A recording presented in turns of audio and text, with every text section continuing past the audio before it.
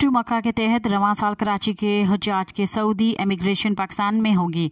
ज़रा के मुताबिक पाकिस्तानी हुज्जाज सऊदी अरब पहुंचते ही होटल रवाना हो जाएंगे। उनका सामान सऊदी हुकाम उनके होटलों तक पहुंचाएंगे। कराची जिन्ना एयरपोर्ट पर सऊदी काउंटर्स के लिए लाउंज मुख्तस कर दिया गया है। इस लाउंज में सऊदी इमिग्रेशन, स्कैनिंग, कस्टमर्स, इंसदाद, मंशियात के काउंटर्स होंगे। ज़रा का कहना था कि पाकिस्तानी हुकाम ईद उल फितर तक कराची एयरपोर्ट पर काउंटर्स कायम कर देंगे।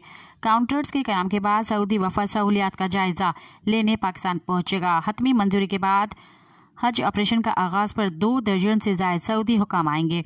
ये सऊदी हुकाम एयरपोर्ट काउंटर्स पर मुतयन होंगे और पाकिस्तानी हुज्जाज को सहूलियात फराहम करेंगे। मज़ीद ख़बरन ऐं तफ़सीलात लाइ विज़िट कयो असांजी वेबसाइट www.awamiNewsHD.com ऐं ॾिसंदा रहो अवामी न्यूज़ HD।